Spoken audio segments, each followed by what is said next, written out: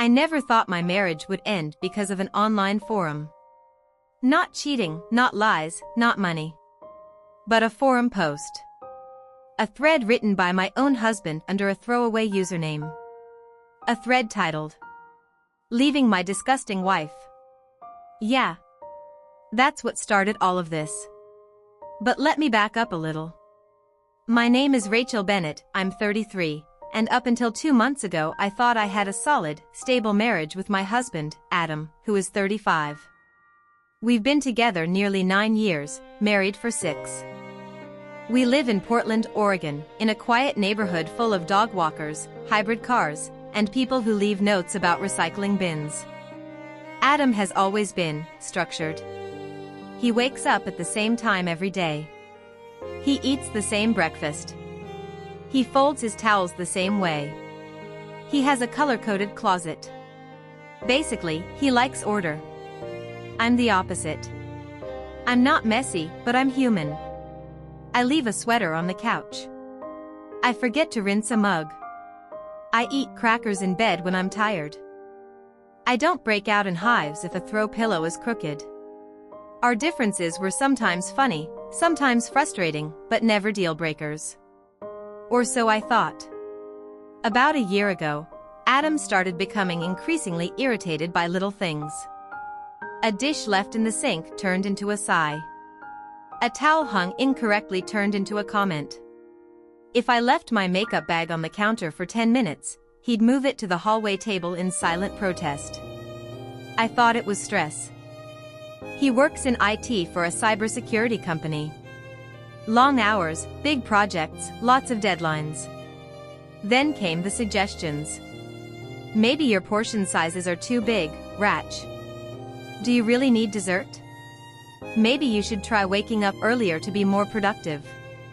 You'd look really good if you dropped, like, 15 pounds. Nothing kind. Nothing supportive. Just little digs. Constantly. My self-esteem slowly shriveled. But he was my husband. I trusted him. I tried harder. Cleaned more. Cooked healthier. Exercised. Stopped wearing anything he called unflattering. Stopped eating after 7 p.m., stopped leaving anything out in the house. Nothing improved. He just found new things to criticize. Fast forward to 2 months ago. Adam started spending more time in the office. Late nights. Weekends. Team emergency. Server meltdown. Blah blah blah. I believed him, because he never gave me a reason not to. But he got colder. He stopped kissing me goodbye. He stopped texting during the day. He barely spoke at home. Every night he'd come in, drop his bag, eat the food I'd made without a thank you, then go straight to the guest room to work. I cried in the shower a lot. One evening, after he'd fallen asleep in the guest room again, I went in to grab the laundry basket. His monitor was still on, not the screen itself, but the glow. For a split second, I thought, maybe he's cheating? Then, no, Adam's too rigid, too predictable for that. But something in my gut told me to look. His browser was open. He'd been writing on a men's forum, a place I had never heard of, under the username North Forest Wolf 77. And the post at the top of the page? The one that made my hands go cold? Leaving my disgusting wife. I clicked it. My ears rang as I read the first paragraph. My wife is filthy. The house always smells like old food no matter how often I clean up after her. She eats non-stop, has zero self-control, and refuses to take care of herself. I can't sleep next to her. I'm embarrassed to be seen with her. I'm planning to leave soon. My vision blurred. The next lines were worse. She's gained at least 40 pounds since we married. Her cooking is awful. The clutter never stops. I feel trapped living with someone who has the habits of an actual pig. He described me like I was a feral animal. I hadn't gained 40 pounds, maybe 8, at most. Our house was clean, obsessively clean, because I tried so hard to meet his standards. And he was the one who never helped. People commented under his post. "Bro, run. Your wife sounds disgusting. Just leave already. Have some self-respect." He responded to all of them. He told strangers intimate things about me, things only a husband should know, and twisted them into grotesque exaggerations. He posted pictures of our kitchen. Not messy ones, normal ones, but he zoomed in on little crumbs and wrote that she's a slob who can't function. He wrote, "She's too dumb to notice I'm leaving soon." I stared at the monitor for so long I forgot how to breathe. When Adam walked in a few minutes later, I didn't say anything. I didn't confront him. I didn't make a sound. I just walked quietly into our bedroom, locked the door, and sat on the floor until morning. Everything after that happened in slow motion. I screenshotted the entire thread, every comment, every reply, every picture he posted. I didn't sleep. I couldn't. The next day, I packed a small suitcase, grabbed my laptop, and drove to my sister Lily's house without leaving a note. When I got there, she was feeding her twin toddlers breakfast. She took one look at my face and told them to finish eating while she pulled me into the hallway. "Rachel, what happened?" I opened my mouth to speak and broke down instead. She held me until I could breathe again. Then I showed her the screenshots. Her face went from confusion, to shock, to fury. She said, "You're not going back there." I didn't argue. Lily insisted I stay with her for as long as I needed. She made up the guest room, handed me a fluffy blanket, and put a glass of water on the nightstand the way she always does when she's worried. I felt like a child again, exhausted, small, and terrified. For the first 24 hours, I barely spoke. I just sat on her couch, knees pulled to my chest, scrolling through the screenshots until the words burned into my brain. Filthy. Disgusting. Pig. Embarrassing to be seen with. Dumb. Leaving soon. Every insult was like a bruise I couldn't see. Meanwhile, Adam sent 2 texts. "Adam. Where are you?" An hour later. "Adam. We need to talk." I didn't respond. Lily took the phone out of my hands. "He doesn't get access to you right now." She put it on Do Not Disturb and shoved it in her drawer. The next morning, my mom stopped by after Lily called her. She hugged me so tightly I thought my ribs would crack. She kept saying, "You didn't deserve this. You didn't do anything wrong. You didn't." I nodded, but inside, doubts gnawed at me. Maybe I was messy. Maybe I was unappealing. Maybe I did let myself slip. Maybe I should have lost more weight. Maybe. Lily saw it on my face. She slammed her hand on the table. "No. Stop. He did this so you would feel like garbage. So you wouldn't leave him first. So he'd have control." I wanted to believe her. But Adam's words echoed in my mind like a stuck recording. By day 3, Adam started calling non-stop. 10 calls in an hour. Then 15 the next. Lily blocked his number. Then he emailed. He said, "We can talk this out." I didn't mean everything literally. "You're blowing things out of proportion." I was venting. I needed support and those guys understood. "You're being dramatic by running away." Running away? After he humiliated me in front of thousands of strangers? I didn't reply. Instead, I printed every screenshot. Every paragraph. Every reply he wrote. I needed it all in my hands, proof that I wasn't imagining this, that it wasn't a nightmare I'd wake up from. On day 4, I contacted a lawyer. Her name was Marissa Jordan, and she specialized in family law. She asked me to start from the beginning.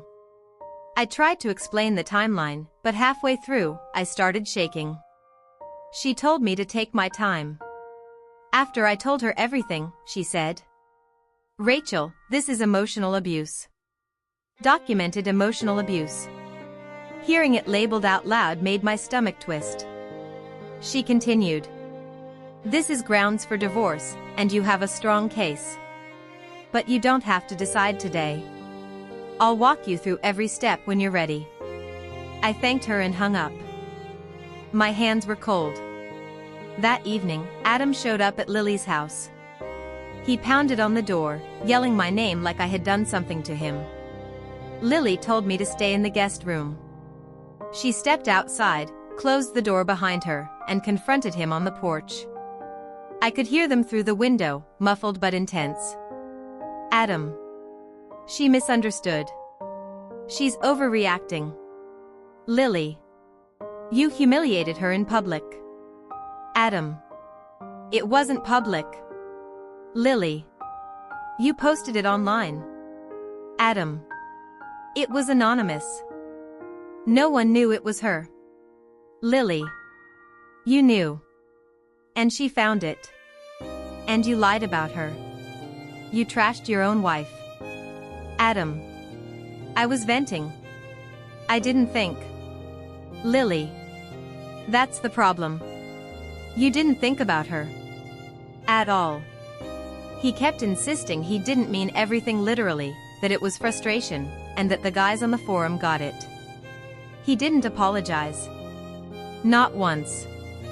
Eventually, Lily told him, "Leave. Don't come back unless Rachel asks for you." He stormed off. That night, I cried harder than I had since the screenshots. I cried until my head ached. Because even after everything he wrote, everything he said, part of me still wished he had come to apologize. Part of me still wanted him to say, "I'm sorry. I was wrong. You don't deserve this." But he didn't. Instead, he blamed me for being upset. The next day, I called Marissa, the lawyer. "I want to start the process," I told her. My voice barely sounded like mine. She said she'd prepare the paperwork. That afternoon, I sent Adam one text. "I saw the forum. I saw everything. I'm filing. Do not contact me again." His response came 1 minute later. "You're destroying our marriage over nothing. Then. You're proving my point. Overly emotional and impossible to reason with. Then.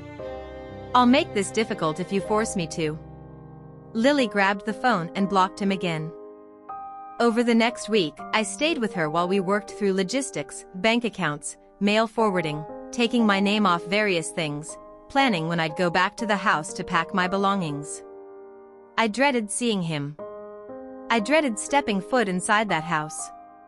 But I knew I needed closure. Finally, the day came a week and a half later.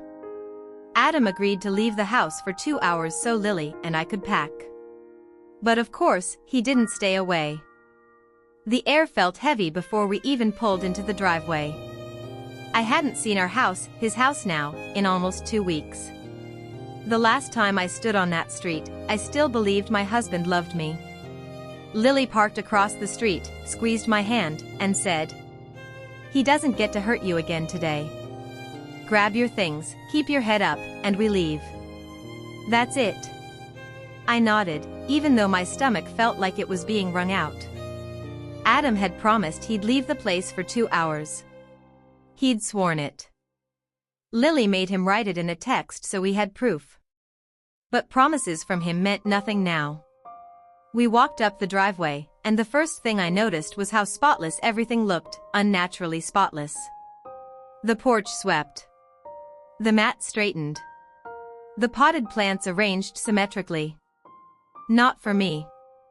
For appearances. Lily unlocked the door, and the second it swung open, I knew something was wrong. The house was silent, but not empty. I could feel it. Lily whispered, "He's here." I didn't want to believe her, but the hairs on my arms stood up.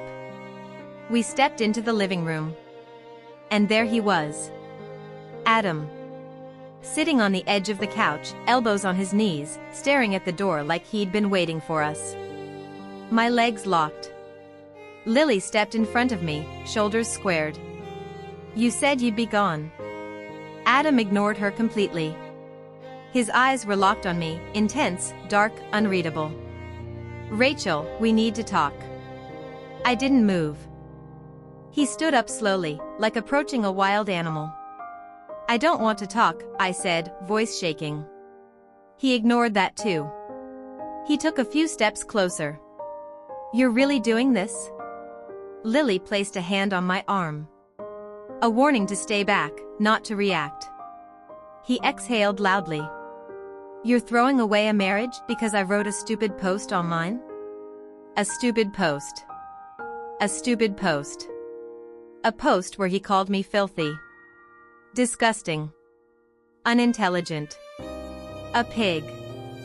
A post where he described intimate parts of my body to strangers. A post where he planned to leave me behind my back. Lily snapped. She saw everything you wrote. Don't minimize it. He glared at her. This is between me and my wife.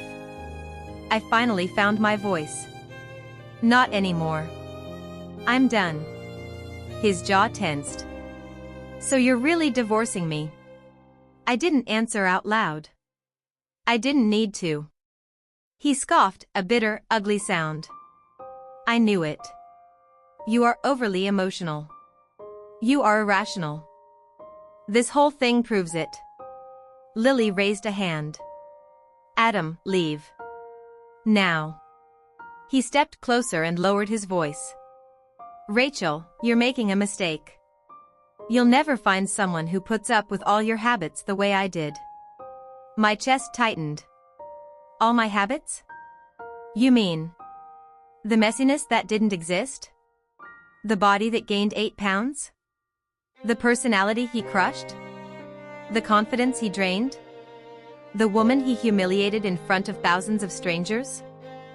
Lily snapped. You have 2 minutes to leave before I call the police. He didn't look at her.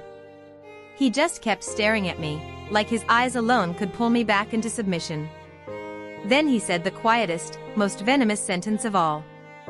No one will want you after this. Something inside me broke, but not in the way he intended. Not from fear. Not from shame. From clarity. I straightened my shoulders. For the first time in a long, long time, I looked him directly in the eyes without shrinking. That's what you're wrong about. Lily dialed her phone. Adam's eyes widened, then he grabbed his jacket, muttering curses under his breath as he stormed past us and slammed the door on his way out. The moment he was gone, Lily hugged me so tightly I nearly collapsed. When I finally let go, my hands were shaking, but in a different way than before. Not from fear. From adrenaline. From release. We spent the next hour packing my things, clothes, toiletries, books, documents, my favorite mug, the blanket my grandma knitted, the framed photo of my dad and me fishing when I was 7. Adam had rearranged everything. My closet was perfectly folded, eerily so. My desk was wiped down, my notes stacked, my drawers aligned. Not because he cared. Because he wanted the house to look perfect if someone came over. Even while losing me, he was more worried about order than his marriage. By the time we loaded the last box into Lily's car, I felt a dull emptiness. Like grief. Like relief. Like both at the same time. As we pulled away, I stared through the window, watching the house disappear behind the trees. That house had held birthdays, anniversaries, late-night movies, dinners we cooked together, mornings where he kissed my forehead before work. But it had also held something else. A man who slowly crushed me piece by piece, until I believed I was unlovable. A man who humiliated me publicly and called it venting. A man who showed me, in the ugliest way, who he really was. When we reached Lily's street, she touched my arm gently. You did the right thing. I nodded, but tears still blurred my vision. That night, after everyone went to bed, I sat alone in the guest room, staring at the stack of boxes holding the pieces of my old life.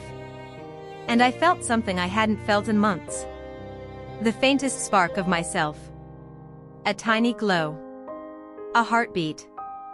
A beginning. The days after moving out were slow and strange. I felt like my body was present, but my mind was hovering somewhere above me, watching my life from a distance. Some mornings, I woke up thinking about something I needed to tell Adam, a small update, a random thought, and then remembered he wasn't my husband anymore. Not really. I wasn't grieving the man himself. I was grieving the version of him I thought existed. The version he pretended to be. My lawyer, Marissa, filed the divorce petition at the end of the week. She told me to expect pushback, but legally, his forum posts were devastating evidence. She also advised I go no contact and document everything. I followed her instructions exactly. Meanwhile, Adam tried to contact me through every possible channel. Blocked number calls. Emails. Social media. Messages through mutual friends. Even a message sent through an old coworker of mine. Most were variations of, "We can fix this. You're exaggerating. You're ruining everything." I was upset, that's all. "We can go to therapy. Please come home." Then they turned into, "You're making a huge mistake. You'll regret this. You're proving how unstable you are. I'll make the divorce hell." And finally, "This is all your fault." Lily blocked every new number, every new email, every burner account. Even my mom blocked one after he tried to explain his side to her. His side, apparently, was that the forum was just venting, and that I embarrassed him by leaving. Not a word about the lies. Not a word about the cruelty. Not a word about the years he chipped away at my confidence until I barely recognized myself. His mother called once, only once, to apologize for his behavior and tell me she supported my decision. She sounded heartbroken, but also relieved. Like she'd been waiting for someone to pull the curtain back. She said, "I'm so sorry, Rachel. I raised him better. I don't know what happened to him." I believed her. But I didn't have the emotional room to comfort her either. A week later, Marissa informed me that Adam had officially been served. She said he was furious. Not surprised. Not remorseful. Furious.